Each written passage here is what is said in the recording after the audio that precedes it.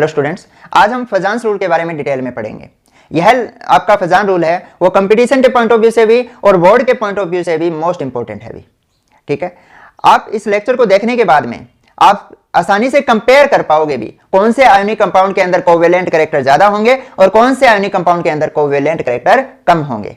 यानी आपसे कंपैरिजन पूछ ले, मतलब आपको 3 या 4 आयोनिक कंपाउंड दे दिए, उनमें से आपसे पूछ ले कि इनमें से सबसे ज्यादा मेल्टिंग पॉइंट किसका होगा या इनमें से सबसे ज्यादा वाटर के अंदर सोल्युबिलिटी किसकी होगी, ठीक है, या इनमें सबसे ज्यादा थर्मल स्टेबिलिटी किसकी होगी। ठीक है, तो इस तरह के अगर कोई भी क्वेश्चन आ जाते हैं तो आप आसानी से कर दोगे। ठीक है, शुरू करें। तो फजान रूल का मैं डिस्कशन 2 एग्जांपल के साथ शुरू कर रहा हूं। एक मैं ले रहा हूं हाइड्रोजन क्लोराइड HCl और दूसरा ले रहा हूं मैं सोडियम क्लोराइड। ठीक है, अब देखो यह जो कंपाउंड है आपका इलेक्ट्रॉन की शेयरिंग के द्वारा बना है, तो मतलब इनके बीच में कौन सा बॉन्ड प्रेजेंट है, कोवेलेंट बॉन्ड है, और इस कंपाउंड को मैं क्या कहूंगा, कोवेलेंट कंपाउंड कहूंगा। ठीक है, और ये वाला कंपाउंड कैसे बना है भाई, by complete transfer of electron, यानी इसने इलेक्ट्रॉन दिया और इसने इलेक्ट्रॉन लिया। ठीक है, तो यहां पर आयोनिक बॉन्ड है और इस कंपाउंड को मैं क्या कहूंगा, आयोनिक कंपाउंड। अब मेरा क्वेश्चन ये होगा, क्या ये 100% कोवेलेंट है या फिर क्या यह 100% आयोनिक है? बिल्कुल नहीं होगा, यह 100% कोवेलेंट नहीं है और यह 100% आयोनिक नहीं है। कैसे भाई, आपको पता है कि यहां पर जो क्लोराइड लगा हुआ है वो मोर इलेक्ट्रोनेगेटिव है एज कंपेयर टू हाइड्रोजन। ठीक है, ज्यादा इलेक्ट्रोनेगेटिव है तो इसकी इलेक्ट्रॉन अट्रैक्ट करने की जो टेंडेंसी होगी वो ज्यादा होगी। इलेक्ट्रोनेगेटिविटी जानते हो ना आप, क्या होती है electronegativity? The tendency of an atom to attract the shared pair of electron toward itself is called electronegativity. यानी ये ज्यादा इलेक्ट्रोनेगेटिव है तो ये जो शेयर्ड पेयर ऑफ इलेक्ट्रॉन है वो अपनी तरफ खींच लेगा तो इलेक्ट्रॉन कहां आ गए, इधर की तरफ शिफ्ट हो गए। अब इधर इलेक्ट्रॉन आ गए तो इस पर क्या आ गया, नेगेटिव चार्ज आ गया और इस पर पार्शियल पॉजिटिव चार्ज आ गया। पार्शियल यहां नेगेटिव आया और यहां पार्शियल पॉजिटिव चार्ज आया। क्लियर है? अब आप देखोगे कि नेगेटिव और पॉजिटिव चार्ज तो कहां था, आयोनिक कंपाउंड में था। ठीक है, नेगेटिव और पॉजिटिव चार्ज कहां था, आयोनिक कंपाउंड में था। यहां भी तो क्या हुआ, पार्शियल पॉजिटिव और पार्शियल नेगेटिव आ गया। मतलब इसमें क्या हुआ, इस कोवेलेंट कंपाउंड में पार्शियल आयनिक कैरेक्टर आ गया। हम क्या लिखेंगे, इस कोवेलेंट कंपाउंड में क्या है, पार्शियल आयोनिक कैरेक्टर प्रेजेंट है। ठीक है, मतलब ये 100% कोवेलेंट तो नहीं हुआ, इसमें आयोनिक कैरेक्टर भी है और कोवेलेंट कैरेक्टर भी है। क्यों? क्योंकि दोनों की इलेक्ट्रोनेगेटिविटी में डिफरेंस है। इधर देखो, अब देखो आपको पता है, पहली बात तो ये आपको पता है कि केटाइन का साइज होता है वो पेरेंट एटम से छोटा होता है और पेरेंट एटम का एनाइन से छोटा होता है। ये साइज का ऑर्डर है, सबसे छोटा केटाइन होगा, उससे बाद में पेरेंट एटम और उससे बड़ा साइज किसका होगा, एनाइन का होगा। अब इधर देखो, केटाइन है, केटाइन का साइज छोटा होगा। ठीक है, और केटाइन के बाद यहां क्या है, एनाइन है, और एनाइन का साइज क्या होता है, बड़ा होता है। ये आपका एनाइन है। अब मैंने यहां क्या माना है कि जो इलेक्ट्रॉन है न्यूक्लियस के इर्द गिर्द एक स्फेरिकल फील्ड में अरेंज्ड है। ठीक है, तो अब क्या होगा, अब इन इलेक्ट्रॉन का जो आउटर इलेक्ट्रॉन है उनका न्यूक्लियस से जितना ज्यादा डिस्टेंस होगा तो उन पर न्यूक्लियस की अट्रैक्शन उतनी ही कम हो जाएगी। ठीक है, जैसे जैसे न्यूक्लियस से डिस्टेंस बढ़ता जा रहा है न्यूक्लियस की उन इलेक्ट्रॉन पर अट्रैक्शन क्या हो रही है, कम होती जा रही है, घटती जा रही है ना। अब देखो जैसे जैसे नेगेटिव चार्ज बढ़ेगा, हमें पता है साइज आपका एनाइन का बढ़ता जाएगा, साइज बढ़ता जाएगा तो न्यूक्लियस से इलेक्ट्रॉन का डिस्टेंस बढ़ता जाएगा, डिस्टेंस बढ़ता जाएगा तो अट्रैक्शन है वो न्यूक्लियस के इलेक्ट्रॉन पर घटती जाएगी। क्लियर है? अब इधर देखो, केटाइन का साइज छोटा है तो इसकी जो आउटर इलेक्ट्रॉन पर अट्रैक्शन है वो ज्यादा होगी। ठीक है, इसका जेड इफेक्टिव क्या होगा, ज्यादा होगा। जेड इफेक्टिव ज्यादा होने का कारण क्या है, एक तो साइज छोटा है और दूसरा क्या है कि केटाइन है, मतलब इसमें number of proton number of electron से ज्यादा है। ठीक है, तो इस पे नंबर ऑफ प्रोटॉन ज्यादा इलेक्ट्रॉन से, यानी जेड इफेक्टिव ज्यादा है, तो ये बाहर वाले इलेक्ट्रॉन को अट्रैक्ट करने की इसकी टेंडेंसी भी क्या होगी, ज्यादा होगी। ठीक है, तो ये क्या करेगा, एनाइन के इलेक्ट्रॉन क्लाउड को अपनी तरफ अट्रैक्ट करेगा। ठीक है, अब केटाइन की एनाइन के इलेक्ट्रॉन क्लाउड को अपनी तरफ अट्रैक्ट करने की जो टेंडेंसी है उसे हम कहते हैं उसकी पोलराइजिंग पावर। क्या होगी, पोलराइजिंग पावर। ठीक है, दूसरा क्या होगा, अब ये इलेक्ट्रॉन क्लाउड को अपनी तरफ अट्रैक्ट कर रहा है। पहले तो क्या था, स्फेरिकल फील्ड था, अब इलेक्ट्रॉन क्लाउड इधर की तरफ डाइवर्ट हो जाएगा। ठीक है, यानी इसकी जो एनाइन की शेप है वो क्या हो जाएगी, डिस्टॉर्ट हो जाएगी। यानी इन इलेक्ट्रॉन क्लाउड का क्या हो गया, अब पोलराइजेशन हो गया। ठीक है, अपनी तरफ खींच रहा है, पोलराइजेशन हो गया। पोलराइजेशन मतलब क्या हुआ, इलेक्ट्रॉन इधर की तरफ गया, इधर क्या था नेगेटिव चार्ज गया, इधर की तरफ नेगेटिव चार्ज गया, इस पे पॉजिटिव चार्ज है, तो कुछ पॉजिटिव चार्ज ने कुछ नेगेटिव चार्ज को क्या किया, न्यूट्रल कर दिया। तो न्यूट्रल कर दिया मतलब आयोनिक कंपाउंड में कोवेलेंट कैरेक्टर आ गया। ठीक है, तो हमें फजान ने यही तो बताया था कि covalent character in ionic compound. समझ आया। अब पहले आप दो डेफिनेशन लिखो। क्या लिखोगे, पहले केटाइन के लिए लिखोगे द पोलराइजिंग पावर, हेडिंग डालो, the tendency of cation to attract the electron cloud of anion toward itself is called polarising power. ठीक है, तो अब एनायन के लिए लिखो, the tendency of anion to get polarised is called polarisability of anion.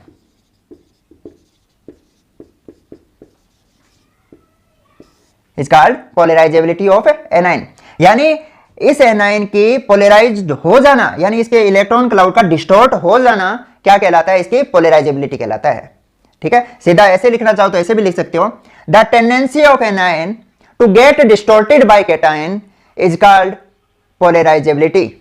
ठीक है, तो यानी केटाइन के केस में हम पोलराइजिंग पावर चेक करेंगे और एनायन के केस में हम क्या चेक करेंगे, पोलराइजेबिलिटी चेक करेंगे। ठीक है, अब देखो अगर इलेक्ट्रॉन इसमें क्या था, आयनिक कंपाउंड में तो कंप्लीट ट्रांसफर हो गया था, मतलब इलेक्ट्रॉन एनायन पर है और यहाँ पॉजिटिव चार्ज केटाइन पर है। अब इसने इलेक्ट्रॉन खींच लिए तो मतलब इलेक्ट्रॉन कहां आ गए, केटाइन और एनायन के बीच में आ गए, और केटाइन और एनायन के बीच में इलेक्ट्रॉन कहां थे, कोवेलेंट कंपाउंड में थे। तो इसका मतलब क्या हो गया, आयनिक कंपाउंड में कोवेलेंट कैरेक्टर आ गया है, आयनिक कंपाउंड में कोवेलेंट कैरेक्टर आ गया है। ठीक है, अब देखो कि इस केटाइन की इलेक्ट्रॉन को अट्रैक्ट करने की जितनी ज्यादा टेंडेंसी होगी इस आयनिक कंपाउंड में, उतना ही ज्यादा क्या होगा, कोवेलेंट कैरेक्टर आ जाएगा। इस ओवरऑल इफेक्ट को हम क्या कह रहे हैं, पोलराइजेशन कह रहे हैं। अब इस पोलराइजेशन को कौन कौन से फैक्टर है वो अफेक्ट करते हैं वो लिखो। देखो अभी मैंने कहा केटाइन का साइज जितना छोटा होगा उसकी पोलराइजिंग पावर उतनी ही ज्यादा होगी, एनायन का साइज जितना बड़ा होगा उसकी पोलराइजेबिलिटी उतनी ही ज्यादा होगी, और इस ओवरऑल प्रोसेस को हमने क्या कह दिया था, पोलराइजेशन कह दिया था।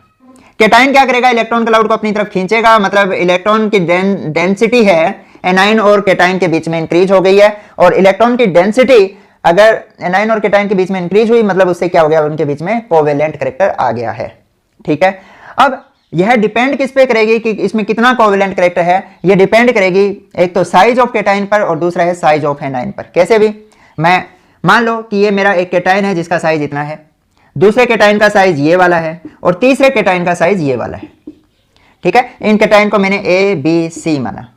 अब इधर मैंने एनायन लिए, एनायन का एक का साइज मैंने ये माना, दूसरे का साइज मैंने ये माना, और तीसरे का साइज मैंने ये माना।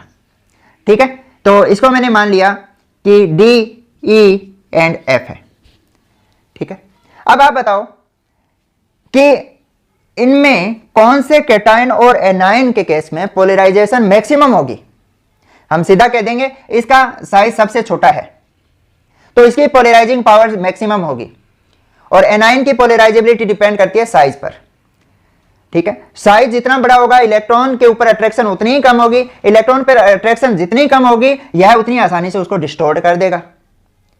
ठीक है, यानी इसकी पोलराइजेबिलिटी मैक्सिमम होगी, क्योंकि आउटर इलेक्ट्रॉन पर जो न्यूक्लियस का अट्रैक्शन है वो क्या है, कम हो गया है, क्योंकि डिस्टेंस बढ़ गया है। तो हम ये कहेंगे कि ए और एफ के बीच में अगर बॉन्डिंग होती है तो उसमें कोवेलेंट कैरेक्टर मैक्सिमम होंगे। समझ आ गया होगा, है ना। तो दूसरे नंबर पे कौन से आ जाएगी, ए और ई आ जाएगी, और उसके बाद में कौन सा आ जाएगा, ए और डी आ जाएगा। क्लियर है। तो यहां से हम कुछ फैक्टर डिस्कस करने जा रहे हैं। पहला हम क्या डिस्कस करेंगे, साइज ऑफ केटाइन, यानी साइज बढ़ेगा तो पोलराइजेशन घटेगी। मतलब मैं क्या कह सकता हूं कि केटाइन के साइज के पोलराइजेशन है वो इनवर्सली प्रोपोर्शनल है। ठीक है, यानी मैं ये कहूंगा कि अगर साइज केटाइन का बढ़ रहा है तो उसकी पोलराइजेशन घट रही है, मतलब उसमें कोवेलेंट कैरेक्टर घट रहे हैं और आयोनिक कैरेक्टर बढ़ रहे हैं। ठीक है, तो मैं एग्जांपल लेता हूं, जैसे मुझे दे दिया beryllium chloride, magnesium chloride, calcium chloride. ठीक है, यही होता है ना, बेरिलियम के जस्ट नीचे मैग्नीशियम आता है, मैग्नीशियम के जस्ट नीचे क्या आता है, कैल्शियम आता है। अब इधर की तरफ जा रहा हूं तो मुझे दिखाई दे रहा है साइज है केटाइन का वो बढ़ता जा रहा है। मैंने सेंटर में प्लस इसलिए लगा रहा हूं, न्यूक्लियस को रिप्रेजेंट कर रहे हैं वे सेंटर में प्लस। वैसे आपको क्या है, ये एनाइन है, ये तीनों एनाइन है और ये तीनों केटाइन है, लिख लेना नीचे। प्लस न्यूक्लियस को रिप्रेजेंट कर रहे हैं। तो साइज केटाइन का क्या हो रहा है, बढ़ता जा रहा है। साइज केटाइन का बढ़ता जा रहा है मतलब पोलराइजेशन घटती जा रही है। ठीक है, पोलराइजेशन घटती जाएगी तो कोवेलेंट कैरेक्टर भी क्या होंगे, डिक्रीज होते जाएंगे। तो मैं अगर इधर की तरफ जाता हूं तो क्या लिखूंगा, पोलराइजेशन डिक्रीज। पोलराइजेशन डिक्रीज होगी तो कोवेलेंट कैरेक्टर डिक्रीज होंगे। कोवेलेंट कैरेक्टर डिक्रीज होंगे तो आयोनिक कैरेक्टर क्या होंगे, इंक्रीज होंगे। ये लिख लेना आप। अब आयोनिक कैरेक्टर इंक्रीज होंगे तो आपको पता होगा कि आयोनिक कंपाउंड होते हैं वो हार्ड होते हैं as compare to covalent compound. और दूसरा क्या होता है, आयोनिक कंपाउंड का मेल्टिंग पॉइंट और बॉइलिंग पॉइंट होता है वो ज्यादा होता है। तो यानी इनका जो मेल्टिंग पॉइंट है वो भी इंक्रीज होता जा रहा है। दूसरा क्या होती है, आयोनिक कंपाउंड की कंडक्टिविटी होती है कोवेलेंट कंपाउंड से ज्यादा होती है ना। तो इनकी कंडक्टिविटी भी क्या होगी, इंक्रीज होती जाएगी। जैसे जैसे इधर की तरफ जा रहे हैं पोलराइजेशन घट रही है, आयोनिक कैरेक्टर बढ़ रहा है। दूसरा है charge of cation. Charge of cation के भी जो पोलराइजेशन है वो डायरेक्टली प्रोपोर्शनल है। चार्ज के कैटायन के ऊपर जितना ज्यादा चार्ज होगा पोलराइजेशन उतनी ही ज्यादा होगी। एग्जांपल लेते हैं कि आपका जैसे सोडियम क्लोराइड है, इसके बाद में मैग्नीशियम क्लोराइड है और उसके बाद में क्या आएगा, एल्यूमिनियम क्लोराइड आएगा। ठीक है, इस पे +1 है, इस पे +2 है और इस पे क्या है, +3 है। ठीक है, चार्ज बढ़ता जाएगा मतलब साइज घटता जा रहा है ना। चार्ज और साइज क्या होते हैं, एक दूसरे के इनवर्सली प्रोपोर्शनल होते हैं। तो चार्ज बढ़ रहा है, साइज घट रहा है। साइज घट रहा है तो अट्रैक्शन क्या होगी, बढ़ेगी, है ना। अट्रैक्शन बढ़ेगी इलेक्ट्रॉन क्लाउड पर, तो मतलब जो कैटायन की पोलराइजिंग पावर है वो इंक्रीज हो रही है। और पोलराइजिंग पावर इंक्रीज हो रही है मतलब मैं क्या कहूंगा, इधर की तरफ जाएंगे तो पोलराइजेशन भी क्या होगी, आपकी इंक्रीज होगी। अगर पोलराइजेशन इंक्रीज हुई तो कोवेलेंट कैरेक्टर बढ़ेंगे, और कोवेलेंट कैरेक्टर बढ़ेंगे तो मेल्टिंग पॉइंट घटेगा। ठीक है, मेल्टिंग पॉइंट घटेगा, वाटर में सोल्युबिलिटी भी घटेगी। क्यों भाई, क्योंकि आयोनिक कंपाउंड होते हैं वो वाटर में ज्यादा सोल्यूबल होते हैं, और कोवेलेंट कैरेक्टर आने के बाद में क्या होगा, उनकी वाटर में सोल्युबिलिटी घट गई है और नॉन पोलर सॉल्वेंट में उनकी कंडक्टिविटी बढ़ गई है। क्लियर है, ये था सेकंड फैक्टर। थर्ड है साइज ऑफ एनायन। अभी बताया साइज एनायन का जितना ज्यादा होगा पोलराइजेशन भी उतनी ज्यादा होगी, यानी हम कह सकते हैं डायरेक्टली प्रोपोर्शनल होगा। ठीक है, जैसे मैंने यहाँ लिथियम फ्लोराइड ले लिया, लिथियम क्लोराइड ले लिया, लिथियम ब्रोमाइड ले लिया और लिथियम आयोडाइड ले लिया, तो मैं इधर की तरफ जा रहा हूं तो क्या होगी, पोलराइजेशन बढ़ती जाएगी। क्यों भाई, कोवेलेंट कैरेक्टर भी बढ़ता जाएगा। क्यों भाई, क्योंकि कैटायन का साइज तो मैंने फिक्स कर दिया है, बट एनायन का साइज है वो क्या हो रहा है, बढ़ रहा है। ठीक है, एनायन का साइज बढ़ेगा तो मतलब इनकी पोलराइजेबिलिटी बढ़ेगी, पोलराइजेबिलिटी बढ़ेगी तो पोलराइजेशन बढ़ेगा, पोलराइजेशन बढ़ेगा तो कोवेलेंट कैरेक्टर भी बढ़ेगा। फोर्थ पॉइंट है चार्ज ऑन एनायन। ठीक है, अब एक बात देखो, कोई एक एनायन है उस पर 1 यूनिट नेगेटिव चार्ज है, फिर दूसरा है जिस पर 2 यूनिट नेगेटिव चार्ज है, तो साइज बड़ा किसका होगा, नेगेटिव चार्ज बढ़ते जाएंगे साइज बढ़ता जाएगा, है ना। जैसे 1 यूनिट वाले का ये साइज है तो 2 यूनिट वाले का साइज क्या होगा, इससे बड़ा होगा। क्यों भाई, यहां पर क्या होता है कि नंबर ऑफ प्रोटॉन से नंबर ऑफ इलेक्ट्रॉन है वो एक ही ज्यादा है, और यहाँ पे इलेक्ट्रॉन कितने हो गए, 2 ज्यादा हो गए। 2 ज्यादा हो गए तो अट्रैक्शन घट गई है, अट्रैक्शन घट गई तो साइज क्या हो गया, बढ़ गया। ठीक है, तो साइज बढ़ेगा तो जाहिर सी बात है पोलराइजेबिलिटी, पोलराइजेशन भी तो क्या होगी, बढ़ेगी। और पोलराइजेशन अगर बढ़ रही है तो कोवेलेंट कैरेक्टर भी बढ़ेगा। यानी मैं ये कह सकता हूं पोलराइजेशन है और चार्ज ऑन एनायन के डायरेक्टली प्रोपोर्शनल है। एग्जांपल लेते हैं, जैसे मैंने एग्जांपल लिया यहां पर कि मैंने एल्यूमिनियम के साथ 3 फ्लोराइड लगा रखे हैं, उसके बाद में मैंने एल्यूमिनियम के साथ ऑक्साइड लगा रखा है, और उसके बाद में मैंने एल्यूमिनियम के साथ नाइट्राइड लगा रखा है। ठीक है, यहां पर आपका जो एल्यूमिनियम तो सेम है, मतलब सभी में +3 चार्ज है। यहाँ फ्लोराइड है, फ्लोराइड पे -1 चार्ज है, ऑक्सीजन है -2 चार्ज है, नाइट्रोजन है -3 चार्ज है। ठीक है, तो साइज किसका बड़ा होगा भाई, फ्लोराइड से ऑक्साइड का और ऑक्साइड से नाइट्राइड का। साइज बड़ा है तो पोलराइजेशन ज्यादा होगी, यानी कि पोलराइजेबिलिटी ज्यादा होगी, पोलराइजेबिलिटी ज्यादा होगी तो इनमें कोवेलेंट कैरेक्टर भी ज्यादा होंगे। तो इधर की तरफ जाऊंगा तो पोलराइजेशन बढ़ रही है और कोवेलेंट कैरेक्टर भी क्या हो रहे हैं, बढ़ रहे हैं। इतना समझ आ गया होगा। हाँ जी, फिफ्थ पॉइंट है इलेक्ट्रॉनिक कॉन्फ़िगरेशन ऑफ कैटायन, यानी इलेक्ट्रॉनिक कॉन्फ़िगरेशन का पोलराइजिंग पावर में क्या इफेक्ट होगा। ये इलेक्ट्रॉनिक कॉन्फ़िगरेशन करने से पहले मैं एक आपको थोड़ा सा और बता दूं कि साइज ऑफ कैटायन और चार्ज ऑफ कैटायन है, इसको हम एक टर्म से रिप्रेजेंट करते हैं अभी, आयोनिक पोटेंशियल से, इनको कोरिलेट करते हैं। आयोनिक पोटेंशियल जिसे हम क्या कहते हैं, फाई कहते हैं, फाई से रिप्रेजेंट कर रहे हैं। आयोनिक पोटेंशियल क्या होता है, चार्ज बाय साइज होता है, ठीक है। यानी चार्ज जितना ज्यादा होगा आयोनिक पोटेंशियल उतना ही ज्यादा होगा, और साइज जितना कम होगा आयोनिक पोटेंशियल उतना ही ज्यादा होगा। यानी जो आयोनिक पोटेंशियल होता है वो चार्ज के डायरेक्टली प्रोपोर्शनल होता है और साइज के इनवर्सली प्रोपोर्शनल होता है। और पोलराइजेशन के केस में भी तो यही है, पोलराइजेशन है वो क्या है, साइज के इनवर्सली प्रोपोर्शनल है और चार्ज के डायरेक्टली प्रोपोर्शनल है।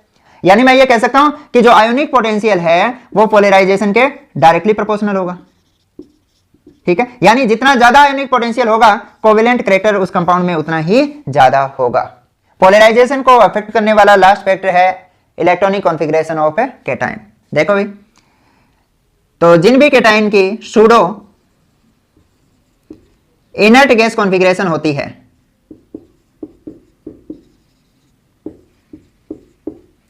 उनकी पोलराइजिंग पावर सबसे ज्यादा होगी, ये बात ध्यान रखनी है आपको।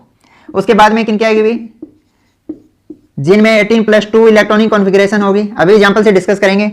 और सबसे कम किसकी होगी, जिनकी इनर्ट गैस कॉन्फ़िगरेशन होगी, ठीक है। आप कॉन्फ़िगरेशन चेक करोगे, जिनकी इनर्ट गैस कॉन्फ़िगरेशन है उनकी पोलराइजिंग पावर मिनिमम होगी, और जिनकी सूडो इनर्ट गैस कॉन्फ़िगरेशन है उनकी पोलराइजिंग पावर मैक्सिमम होगी। एग्जांपल लेते हैं, जैसे आपका जिंक है, कैडमियम है, मरकरी है, इनकी सूडो इनर्ट गैस कॉन्फ़िगरेशन होती है। कॉपर है, सिल्वर है और गोल्ड है, ठीक है, इनकी भी सूडो इनर्ट गैस कॉन्फ़िगरेशन है, ठीक है। अब आप कहोगे जी ये सूडो इनर्ट गैस कॉन्फ़िगरेशन होती क्या है, समझो। अब जिंक है, जिंक के आप इलेक्ट्रॉनिक कॉन्फ़िगरेशन लिखो, कैसे लिखोगे भी, मैं आउटर सेल लिख रहा हूं इसका, 3s2 होता है पूरा भरा हुआ है, 3p है वो भी फुल भरा हुआ है, उसके बाद में 3d आता है, 3d में इसमें 10 हो गए, ठीक है। लास्ट में इसमें क्या थे, 4s2 थे इलेक्ट्रॉन, 2 इलेक्ट्रॉन लूज कर दिए, ये वाले चले गए। अब अंदर वाली सेल तो क्या है, इनकी पूरी भरी हुई है, पूरी भरी हुई है, तो इसमें इलेक्ट्रॉन कितने हैं, 10 + 6 16 + 2 18, यानी 18 इलेक्ट्रॉन है। अब ये बात ध्यान रखना, अंदर वाले मतलब जिनके, अब ये आउटर सेल तो यही बन गई ना इसकी, जिनके आउटर सेल में 18 इलेक्ट्रॉन होते हैं उन्हें हम क्या कहते हैं, सूडो इनर्ट गैस कॉन्फ़िगरेशन कहते हैं। सिंपल सी बात है, जिनमें 18 इलेक्ट्रॉन होंगे उन्हें हम क्या कहेंगे, सूडो इनर्ट गैस कॉन्फ़िगरेशन कहेंगे। और जिनके लास्ट सेल में क्या होता है, 8 इलेक्ट्रॉन होता है, उसे हम क्या कहते हैं, इनर्ट गैस कॉन्फ़िगरेशन कहते हैं। एग्जांपल लेते हैं, जैसे आपका सोडियम है, 1 इलेक्ट्रॉन लूज करेगा तो क्या कॉन्फ़िगरेशन होगी, 1s2 2s2 2p6। Last cell में कितने इलेक्ट्रॉन है, 8 इलेक्ट्रॉन है, 8 इलेक्ट्रॉन होंगे तो उसे क्या कहेंगे, इनर्ट गैस कॉन्फ़िगरेशन। और लास्ट सेल में अगर 18 इलेक्ट्रॉन है तो उसे हम क्या कहेंगे, pseudo inert gas configuration. Clear है। तो आप चेक करोगे तो कॉपर +1 की भी यही कॉन्फ़िगरेशन रहेगी, क्योंकि लास्ट सेल में क्या होता है, 4s1 होता है, 1 इलेक्ट्रॉन लूज कर दिया तो यही बच गया। और नीचे कैडमियम है, कैडमियम में क्या आ जाएगा, यहाँ 4 आ जाएगा, यहाँ 4 यहाँ 4, बट 18 इलेक्ट्रॉन है ना। अगर मरकरी है तो यहाँ क्या आ जाएगा, 5 5 5, और इसी तरह से क्या होगा, अगर सिल्वर होता है तो यहाँ 4 4 और गोल्ड होता है तो यहाँ 5 5 आ जाता। मतलब लास्ट में सब में क्या है, 18 इलेक्ट्रॉन है। तो ये आपको कहीं भी दिख जाए तो इनकी जो पोलराइजिंग पावर होगी वो क्या होगी, मैक्सिमम होगी। क्लियर है। इसके बाद में वो आ जाते हैं जिनमें 18+2 इलेक्ट्रॉनिक कॉन्फ़िगरेशन होती है। तो ये आपके 3 है भी, एक थेलियम +1, इसके बाद में लेड +2 और उसके बाद में बिस्मथ +3, ठीक है। तो ये सारे कहां आ जाते हैं आपके, इनके बाद में आ जाएंगे, थेलियम जस्ट इनके बाद आता है। कैसे भाई, देखो कि थेलियम की जो इलेक्ट्रॉनिक कॉन्फ़िगरेशन मैं लिखूंगा, कैसे लिखूंगा, इसमें होता है लास्ट सेल में 6s2 6p1, बोरोन वाले में आता है लास्ट में इलेक्ट्रॉनिक कॉन्फ़िगरेशन, मैं यह मान के चल रहा हूं आपको आती है, ठीक है, बोरोन वाले में आता है। तो ये तो 6s2 हो गया। अब इससे पहले क्या आया था, गोल्ड और मरकरी आया, तो उसका मतलब क्या हुआ, अगर मैं यहां पर Hg की कॉन्फ़िगरेशन लिखूं, Hg होता है यहां पर, तो यहां क्या आ जाता अभी आपका 5, यहां भी क्या आ जाता 5 5, ठीक है। और Hg की लिख रहा हूं, +2 फॉर्म नहीं है तो 6s2 है। अगर +2 होता तो ये इलेक्ट्रॉन लूज कर देता और लास्ट सेल में 18 हो जाता, मतलब सूडो इनर्ट गैस कॉन्फ़िगरेशन हो जाती, ठीक है। तो ये 6s2 आ गया अब Hg के अंदर, +2 नहीं लिखा मैंने, सीधा लिखा है। अब इसके जस्ट बाद में क्या आएगा, 6p1 आएगा, तो 6s2 6p1 ये किसकी कॉन्फ़िगरेशन हो जाएगी, अब ये हो गई थेलियम की, किसकी होगी, थेलियम की। अब एक इलेक्ट्रॉन लूज कर देगा तो क्या बच गया आपका, 6s2 बच गया, तो ये क्या हो जाएगा, थेलियम प्लस। अब इसमें इलेक्ट्रॉन देखो भी, कितने हो गए 10 प्लस 6 कितने हो गए 16 और 2 18, 18 ये और 2 ये, तो इसको हम कैसे लिखेंगे 18 प्लस 2 इलेक्ट्रॉनिक कॉन्फ़िगरेशन। इसी तरह से सेम कॉन्फ़िगरेशन किसकी होगी लेड की होगी और सेम कॉन्फ़िगरेशन किसकी होगी बिस्मथ की होगी, यानी ये +2 चार्ज है और ये +3 चार्ज है। ठीक है, सेम क्यों होगी भी, जैसे इसमें 6p1 था तो 1 इलेक्ट्रॉन लूज कर दिया, अगर p2 होता तो इसमें कितने थे लास्ट सेल में 2 इलेक्ट्रॉन है, कार्बन वाले में 6p2 होते तो दोनों लूज कर दिए तो बचता ही, और इसमें क्या था बिस्मथ अगर होता तो उसमें p3 होते, तीनों इलेक्ट्रॉन लूज कर देता तो ये बचता। ठीक है, तो ये क्या होगी आपकी 18 प्लस 2 इलेक्ट्रॉनिक कॉन्फ़िगरेशन। सबसे ज्यादा इनकी, फिर ये दिख जाए तो इनकी पोलराइजिंग पावर होती है, और सबसे कम किसकी होती है जिनमें नोबल गैस कॉन्फ़िगरेशन हो, जैसे सोडियम हो गया, मैग्नीशियम +2 हो गया, ठीक है, एल्यूमिनियम +3 हो गया, तो इनकी क्या है नोबल गैस कॉन्फ़िगरेशन होती है, यानी इनर्ट गैस कॉन्फ़िगरेशन होती है, तो इनकी पोलराइजिंग पावर मिनिमम होती है। मिनिमम क्यों होती है, क्योंकि इनके अंदर क्या होता है एस और पी जो सब सेल है जो फुली फिल्ड है, फुली फिल्ड है मतलब इनकी जो स्क्रीनिंग इफेक्ट होता है मैक्सिमम होता है। अगर स्क्रीनिंग पावर मैक्सिमम है तो आउटर इलेक्ट्रॉन पर अट्रैक्शन क्या होगी मिनिमम होगी, और इनमें क्या होता है अंदर की तरफ डी और एफ ऑर्बिटल भरे जाते हैं जिनकी स्क्रीनिंग पावर पुअर है, जिसके कारण आउटर ऑर्बिटल पर अट्रैक्शन है वो क्या हो गई है बढ़ गई है। क्लियर है, तो अब देखो आपसे जैसे कंपैरिजन करवा ले कि आपको दे दिया Pb+2 Hg+2 और Mg+2, ठीक है, आपको 3 कैटायन दे दिए और आपसे पूछ लिया इसमें सबसे ज्यादा पोलराइजिंग पावर किसकी होगी, तो इसकी हमें पता है सूडो इनर्ट गैस कॉन्फ़िगरेशन है तो Hg की सबसे ज्यादा होगी, दूसरे नंबर पे क्या आ जाएगी आपकी Pb+2 आ जाएगी, और तीसरे नंबर पर क्या आ जाएगी ये वाली आ जाएगी, क्योंकि ये सूडो इनर्ट गैस कॉन्फ़िगरेशन वाला है। Pb+2 क्या होता है 18+2 वाला है, और मैग्नीशियम कौन सा है इनर्ट गैस वाला है, तो ये पोलराइजिंग पावर का ऑर्डर होगा। ठीक है, या आपसे ये दे दे, जैसे यहां पर ऐसे दे सकते हैं HgCl2 है, PbCl2 है और MgCl2 है, इसमें पूछ ले सबसे ज्यादा कोवेलेंट करेक्टर किसमें होगा, तो ये वाला ऑर्डर होगा, ये नीचे वाला नोट कर लिया होगा आपने, तो ये क्या है कोवेलेंट करेक्टर का ऑर्डर है। दूसरा आपसे पूछ ले कि इनमें थर्मल स्टेबिलिटी सबसे ज्यादा किसकी होगी, मैं ऐसे लिख रहा हूं, थोड़ा टाइम बच जाएगा, इसको मैंने फर्स्ट माना, इसको सेकंड माना और इसको थर्ड माना। इसमें कोवेलेंट करेक्टर मैक्सिमम है, इसमें मिनिमम है, क्योंकि इसकी पोलराइजिंग पावर मैक्सिमम है और इसकी मिनिमम है, इन तीनों केस में डिस्कस कर रहा हूं मैं। तो इनमें से पूछ रहे कोवेलेंट करेक्टर का ऑर्डर लिखो, तो सबसे ज्यादा किसका होगा फर्स्ट का होगा, उसके बाद में सेकंड का होगा, उसके बाद में थर्ड का होगा। इसके बाद में आपसे पूछ रहे मेल्टिंग पॉइंट का ऑर्डर लिखो। अब आपको यह पता है कि कोवेलेंट करेक्टर बढ़ता है तो मेल्टिंग पॉइंट घटेगा, ये सीधी सी बात याद रख लेना, कोवेलेंट करेक्टर बढ़ेगा तो मेल्टिंग पॉइंट घटेगा, तो कोवेलेंट करेक्टर सबसे ज्यादा इसका है तो मेल्टिंग पॉइंट मिनिमम होगा इसका, तो मैं ऐसे लिख दूंगा ऑर्डर कैसे होगा, यानी इसका आयोनिक करेक्टर मैक्सिमम है तो इसका मेल्टिंग पॉइंट सबसे ज्यादा होगा, इन तीनों में कंपेयर कर रहा हूं मैं। इसके बाद में आपसे कंडक्टिविटी पूछ ले, कंडक्टिविटी सबसे कम किसकी होगी कोवेलेंट कंपाउंड की, और सबसे ज्यादा आयोनिक की, कोवेलेंट करेक्टर सबसे ज्यादा इसमें है तो इसकी कंडक्टिविटी क्या होगी मिनिमम होगी, और इसकी कंडक्टिविटी क्या होगी इन तीनों में मैक्सिमम होगी। क्लियर है। इसके अलावा थर्मल स्टेबिलिटी पूछ ले आपसे, इनमें थर्मल स्टेबिलिटी ज्यादा किसकी होगी, तो जिनकी कोवेलेंट करेक्टर ज्यादा होते हैं उनकी थर्मल स्टेबिलिटी क्या होगी कम होगी, ये बात आपको याद रखनी है। यहां तक समझ आ गया, कोई दिक्कत नहीं है, आगे बढ़े, आगे बढ़ रहा हूं, एक एग्जांपल और ले रहा हूं, अब एनाइन का केस डिस्कस कर रहा हूं भाई। मान लो आपका जो पहले एक लाइन लिख लो कि मोनो एटॉमिक एनाइन की जो पोलराइजेबिलिटी होती है वो ज्यादा होती है किससे पॉली एटॉमिक एनाइन से। ठीक है, तो पोलराइजेबिलिटी ऑफ कैसे लिखोगे mono atomic anion polarisability greater than the poly atomic anion. ठीक है, नोट डाल के लिख लेना, या सीधा ऐसे लिख लेना polarisability of mono atomic A9 is greater than the poly atomic A9. For example आपसे एक दे दे आपको ऑक्साइड और एक दे दे कार्बोनेट, तो इन दोनों में से पूछ ले कि इनमें से पोलराइजेबिलिटी किसकी ज्यादा होगी। एनाइन के केस में पोलराइजेबिलिटी चेक करते हैं ना, कैटाइन में तो क्या चेक कर रहे थे पोलराइजिंग पावर चेक कर रहे थे। तो यह मोनो एटॉमिक एनाइन है और ये पॉली एटॉमिक एनाइन है, तो इसकी इनसे ज्यादा होगी। आप कहोगे जी साइज तो इसका बड़ा है, समझो इसको, यहां कार्बन है, यहां पर O- है, यहां क्या है डबल बॉन्ड O है और यहां O- है, यहां पर क्या है ऑक्सीजन पे 1 यूनिट नेगेटिव चार्ज है ना, और यहां ऑक्सीजन पे क्या है 2 यूनिट नेगेटिव चार्ज है, तो हमें तो ऑक्सीजन से मतलब है, इससे थोड़ा ही मतलब है। तो ऑक्सीजन पे जितना ज्यादा चार्ज होगा साइज उतना ही बड़ा होगा, तो इस ऑक्सीजन का साइज ज्यादा बड़ा है, तो ये आसानी से इलेक्ट्रॉन क्या होंगे, इसके डिस्टोर्ट हो जाएंगे और कोवेलेंट कैरेक्टर ज्यादा होगा।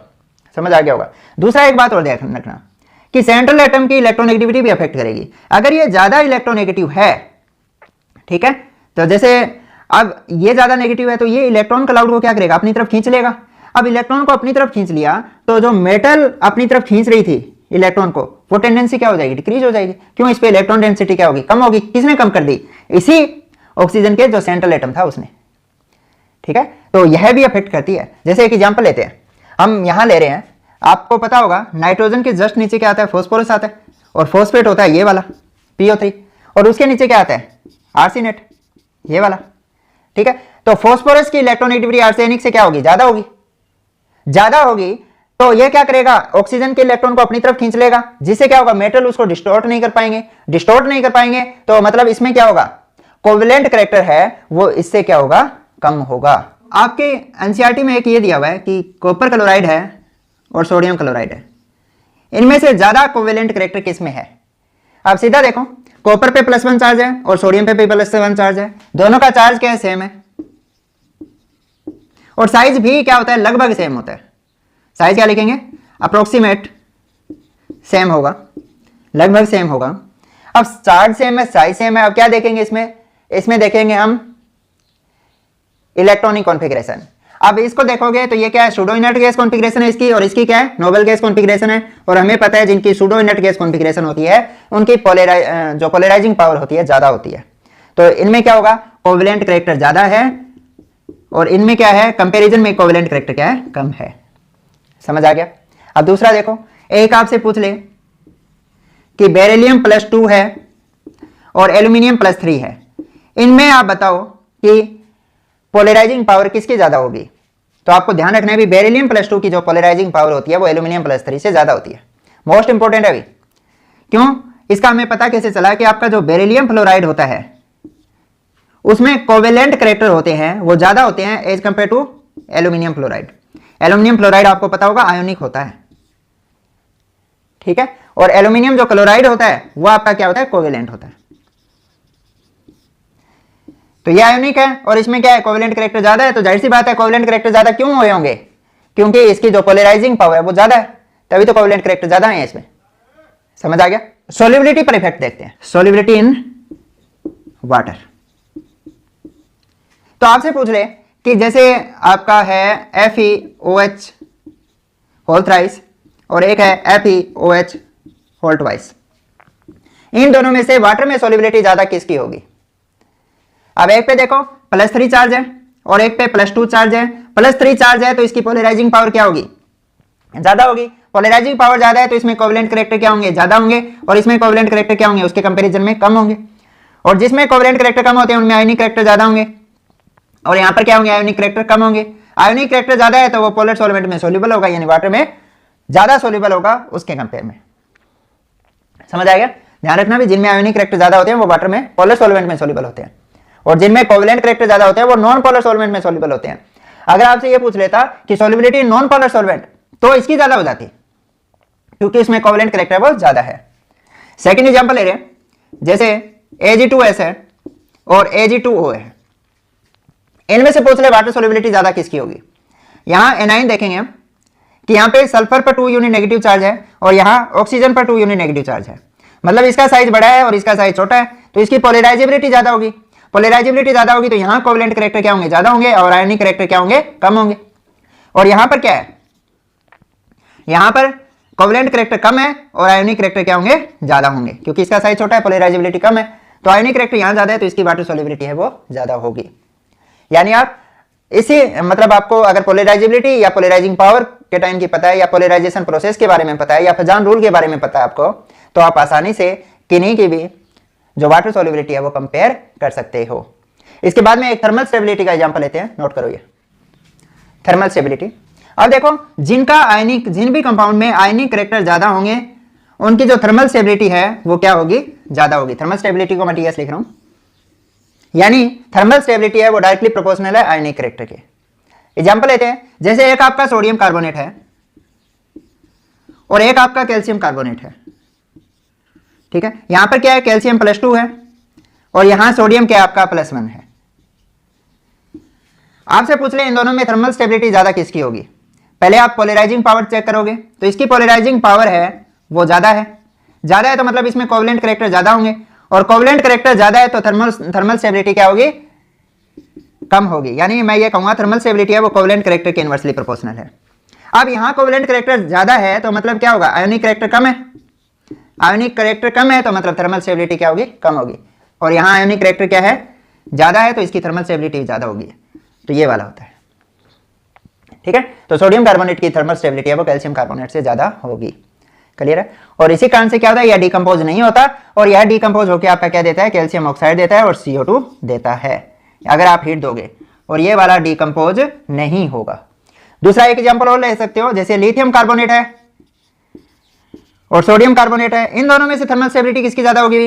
यहां देखो लिथियम आयन है और यहां क्या है, सोडियम आयन है, तो साइज इसका छोटा है इसका बड़ा है, कैटायन का साइज छोटा है तो पोलराइजिंग पावर क्या होगी, ज्यादा होगी, कोवेलेंट कैरेक्टर क्या होंगे, ज्यादा होंगे, आयोनिक कैरेक्टर क्या होंगे, कम होंगे। तो इसकी क्या होगी, थर्मल स्टेबिलिटी है वो इसकी कम होगी और इसकी ज्यादा होगी। अब देखो कलर पर क्या फर्क पड़ेगा, हमेशा ध्यान रखना जिस भी कंपाउंड में कोवेलेंट कैरेक्टर ज्यादा है उसकी कलर इंटेंसिटी है वो क्या होगी, ज्यादा होगी, ठीक है। एग्जांपल से समझते हैं, जैसे आपका सिल्वर फ्लोराइड है, सिल्वर क्लोराइड है, सिल्वर ब्रोमाइड है और सिल्वर आयोडाइड है, ठीक है। यह आपका कलरलेस है, व्हाइट कलर का होता है, इसका लाइट येलो होता है, कई बार पेल येलो भी बोल देते हैं, और इसका कलर कैसा होता है, येलो होता है, ठीक है। डार्क येलो बोल दो इसको, डिफ्रेंशिएट करने के लिए लिखा है मैंने। देखो भाई सिल्वर है, कैटायन सेम है सभी में, बट एनाइन का साइज यहाँ क्या है, छोटा है, यहां पर बड़ा हो गया और यहां पर और बड़ा हो गया और यहां सबसे बड़ा हो गया, मतलब इस एनाइन की पोलराइजेबिलिटी मैक्सिमम है, पोलराइजेबिलिटी मैक्सिमम है, तो इधर की तरफ जा रहा हूं तो मैं क्या हो रहा है, कोवेलेंट कैरेक्टर इंक्रीज हो रहा है क्योंकि पोलराइजेबिलिटी है वो इंक्रीज हो रही है, ठीक है। तो कोवेलेंट कैरेक्टर मैंने कहा था जितना ज्यादा होगा कलर उतना ही ज्यादा इंटेंस होगा, ठीक है। तो इस कारण क्या हुआ, इधर की तरफ डार्क येलो हो गया, इसका इधर क्या है, पोलराइजिंग पावर इसके कंपेयर में कम है तो लाइट येलो है, इसकी तो और भी कम है, मतलब इसमें जो पोलराइजेबिलिटी है इसकी कम थी, इसकी पोलराइजेबिलिटी इससे भी कम है, तो इस कारण ये कलर क्या था, व्हाइट था, और उसमें तो क्या होगा, मिनिमम होगी पोलराइजेबिलिटी, तो इस कारण से क्या है वो कलरलेस है। मतलब मैं इधर की तरफ जा रहा हूं तो पोलराइजेबिलिटी एनाइन की बढ़ रही है, जिससे कोवेलेंट कैरेक्टर भी बढ़ रहा है, जिससे कलर इंटेंसिटी भी बढ़ रही है, ये बात ध्यान रखनी है। एक एग्जांपल और लेते हैं अभी, जैसे जिंक सल्फाइड है, मैं यहां नीचे लिख देता हूं, जिंक सल्फाइड है, जिंक के बाद में क्या आएगा आपका, कैडमियम सल्फाइड, और उसके बाद में मर्करी सल्फाइड। अब आपको पता है कि आप इधर की तरफ जा रहे हो तो जेड इफेक्टिव बढ़ रहा है ना, डी ब्लॉक में आप अगर नीचे से ऊपर से नीचे की तरफ जाते हो तो जेड इफेक्टिव बढ़ता है, जेड इफेक्टिव बढ़ रहा है तो मतलब इनकी पोलराइजिंग पावर भी क्या हो रही है, बढ़ रही है। सबसे ज्यादा किसकी होगी, मर्करी की होगी, उसके बाद में कैडमियम और सबसे कम जिंक की होगी। तो मतलब इधर की तरफ जा रहा हूं तो मैं कोवेलेंट कैरेक्टर बढ़ रहा है क्योंकि पोलराइजिंग पावर है कैटायन की वो बढ़ रही है, ठीक है। तो अब कलर देखो भी, इसका जो जिंक सल्फाइड होता है उसका कलर होता है व्हाइट, और इसका क्या हो गया, कैडमियम सल्फाइड का येलो, और जो मर्क्यूरिक सल्फाइड है उसका कलर होता है ब्लैक। मतलब क्या हुआ, कलर इंटेंसिटी बढ़ती गई, पहले व्हाइट से येलो हुआ, येलो से ब्लैक हो गया, क्यों भाई, क्योंकि कोवेलेंट कैरेक्टर बढ़ रहा है। अब लास्ट पॉइंट है अभी, property of ionic compound affected by polarisation. कौन कौन सी प्रॉपर्टी अफेक्ट हुई है, पहला क्या लिखोगे, कोवेलेंट कैरेक्टर इंक्रीज हो गया, आयोनिक कैरेक्टर क्या हो गया, डिक्रीज हो गया, आयोनिक कैरेक्टर डिक्रीज हुआ तो लेटिस एनर्जी भी क्या होगी, डिक्रीज होगी। आपको पता होगा आयोनिक कंपाउंड की लेटिस एनर्जी, यानी आयोनिक बॉन्ड क्या होते हैं, स्ट्रॉन्ग होते हैं, और कोवेलेंट बॉन्ड क्या होते हैं, वीक होते हैं। जो जितना ज्यादा बॉन्ड स्ट्रॉन्ग होगा लेटिस एनर्जी क्या होगी, उतनी ज्यादा होगी। तो यानी आयोनिक से कोवेलेंट बन गया तो लेटिस एनर्जी भी घटी है। इसके अलावा हार्डनेस भी क्या होगी, डिक्रीज होगी। इसके अलावा मेल्टिंग पॉइंट भी क्या हो जाएगा, डिक्रीज हो जाएगा, क्योंकि बॉन्ड स्ट्रेंथ घट रही है ना, मेल्टिंग पॉइंट डिक्रीज हो गया, बॉइलिंग पॉइंट भी डिक्रीज हो जाएगा। इसके अलावा आयनिक कंपाउंड अच्छी कंडक्टिविटी शो करते हैं, बट कोवेलेंट की कंडक्टिविटी क्या होगी, डिक्रीज होगी। इसके अलावा क्या लिख सकते हो आप, सोल्युबिलिटी इन वाटर, या मैं ये लिख देता हूं solubility in polar solvent decrease हो जाएगी, और नॉन पोलर सॉल्वेंट में क्या होगी, सोल्युबिलिटी भी इंक्रीज हो जाएगी, है ना। कोवेलेंट कैरेक्टर आ गया, कोवेलेंट कंपाउंड होते हैं वो किस पे सॉल्युबल होते हैं, नॉन पोलर सॉल्वेंट में। लाइक डिजोल्व लाइक वाला प्रिंसिपल पढ़ा होगा ना आपने, इसके अलावा क्या हो सकता है अभी, कलर इंटेंसिटी, अभी बताया था, इंक्रीज हो जाएगी। थर्मल स्टेबिलिटी डिक्रीज हो जाएगी। ठीक है, तो ये कुछ फैक्टर हैं जो पोलराइजेशन के कारण अफेक्ट हो रहे हैं, या प्रॉपर्टी है आयनिक कंपाउंड की जो अफेक्ट हो रही है। तो एक बार इतना नोट कर लो। हाँ, इनमें से कोई भी प्रॉपर्टी पूछ ले भी, मेल्टिंग पॉइंट पे क्या इफेक्ट होगा और क्या होगा, तो आपको ये अगर फैक्टर अच्छे से आते हैं तो आप आसानी से कर लोगे। यानी कोवलेंट कैरेक्टर बढ़ेगा तो मेल्टिंग पॉइंट घटेगा, कोवलेंट कैरेक्टर बढ़ेगा तो लेटिस एनर्जी घटेगी। तो किसी को भी कंपेयर करवा ले, अगर आपको ये अच्छे से आते हैं तो आप आसानी से कर दोगे। यहां एक एक्सेप्शन है, उसको नोट करना भी। एक्सेप्शन क्या है कि जैसे आपका वाटर है, उसके बाद में H2S आएगा, उसके बाद में H2SE आएगा, उसके बाद में H2PE आएगा, उसके बाद में H2PO आएगा। ठीक है, तो आप इधर की तरफ जा रहे हो तो नॉर्मली होना क्या चाहिए था, साइज एनाइन का बढ़ता जा रहा है, साइज एनाइन का बढ़ता जा रहा है, मतलब पोलराइजेबिलिटी बढ़ती जा रही है। पोलराइजेबिलिटी बढ़ती जाएगी तो कोवेलेंट कैरेक्टर बढ़ना चाहिए, बट रिवर्स होता है। यहां क्या हो रहा है, रिवर्स हो रहा है। ये क्या है आपका मोस्ट, मतलब इसमें क्या है, मोस्ट कोवेलेंट कैरेक्टर है, और यहां पे क्या है, लीस्ट कोवेलेंट कैरेक्टर है। मतलब यहां पर कोवेलेंट कैरेक्टर डिक्रीज हुआ है और आयोनिक कैरेक्टर क्या हुआ है, इंक्रीज हुआ है। यहां मैक्सिमम आयोनिक कैरेक्टर होंगे और यहां आयोनिक कैरेक्टर क्या होंगे, मिनिमम होंगे। ठीक है, ये एक्सेप्शनल केस है, अभी अच्छे से नोट करना। होना क्या था, इधर की तरफ जा रहे थे, एनाइन का साइज बढ़ रहा था, जिससे पोलराइजेबिलिटी बढ़ती है, मतलब कोवेलेंट कैरेक्टर बढ़ना चाहिए था, बट रिवर्स होता है। इधर की तरफ जा रहे हैं तो आयोनिक कैरेक्टर क्या हो रहा है, इंक्रीज हो रहा है। ठीक है, नोट कर लेना। तो ये मैंने डिटेल में भी फजान रूल डिस्कस कर लिया है। तो मिलते हैं जल्दी, ऑल द बेस्ट।